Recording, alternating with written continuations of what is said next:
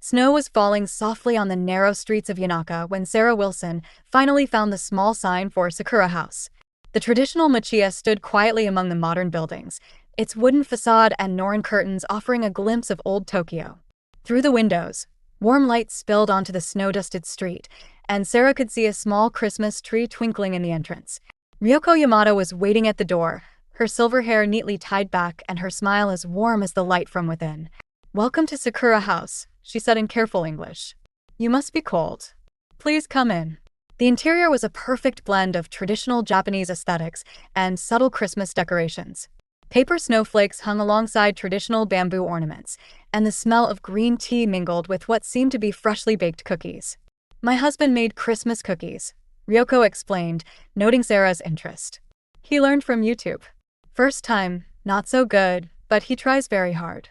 As if on cue, Akira appeared from the kitchen, wearing an apron dusted with flour. The retired English teacher's face lit up at the chance to practice his language skills. From Canada.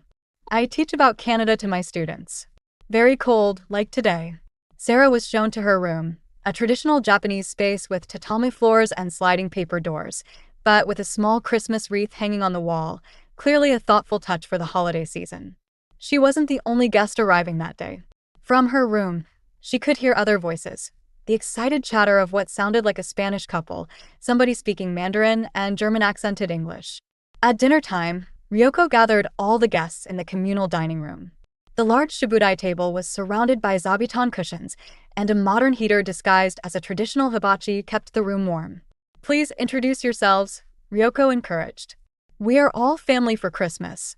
Around the table sat an interesting mix of travelers, Marco and Maria from Barcelona, young newlyweds whose eyes sparkled with honeymoon joy, Lucas from Singapore, a university exchange student with a passion for Japanese animation, and Anna from Germany, an architect who couldn't stop admiring the house's traditional construction. Ryoko's daughter Kum served green tea and her father's experimental Christmas cookies, which turned out to be an interesting fusion of German Lebkuchen and Japanese matcha. Not quite traditional, Akira apologized, but everyone agreed they were deliciously unique.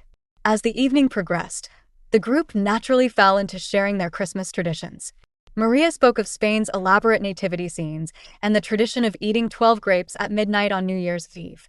Lucas described Singapore's spectacularly lit Orchard Road, while Anna talked about German Christmas markets. In Japan, Kum explained, "Christmas is a bit different. Not so much family, more for couples and friends. But KFC is very popular." "KFC? For Christmas?" Marco looked bewildered. "Yes. Must order weeks ahead. Very famous in Japan." The conversation was interrupted by an announcement on Akira's phone. He looked up with concern. "Big snow coming. Trains maybe stop running tomorrow." Ryoko immediately shifted into planning mode. "We should prepare. Tomorrow is Christmas Eve. If trains stop, we have Christmas party here."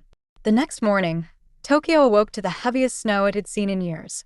True to the forecast, trains had stopped running, and the narrow streets of Yanaka were blanketed in white. The guests found themselves effectively snowed in at Sakura House. Rather than disappointment, there was an atmosphere of adventure. Ryoko announced they would all prepare Christmas dinner together, combining traditions from everyone's countries. The day became a flurry of activity. Marco and Maria taught everyone how to make Spanish turin. Anna supervised the construction of a gingerbread house. Lucas contributed his grandmother's recipe for pineapple tarts. Sarah showed them how to make Canadian butter tarts. Meanwhile, Kum was teaching interested guests how to fold origami Christmas decorations, while Akira practiced Christmas carols on his old guitar. The house filled with the sound of multiple languages, laughter, and occasional cooking mishaps. By afternoon, the snow had transformed Yanaka into a winter wonderland. The local shrine's red torii gate stood out brilliantly against the white, and the shopping street's paper lanterns created a magical glow in the early darkness. Some of the guests ventured out to take photos, engaging in an impromptu snowball fight that ended only when Ryoko called them in for more tea. They returned red-cheeked and laughing, tracking snow into the entranceway and apologizing profusely in various languages. As evening approached, the house grew warm with cooking and companionship. The dining room table was a wonderful chaos of international Christmas dishes. Spanish turin sat next to German stollen, Canadian butter tarts beside Japanese strawberry Christmas cake.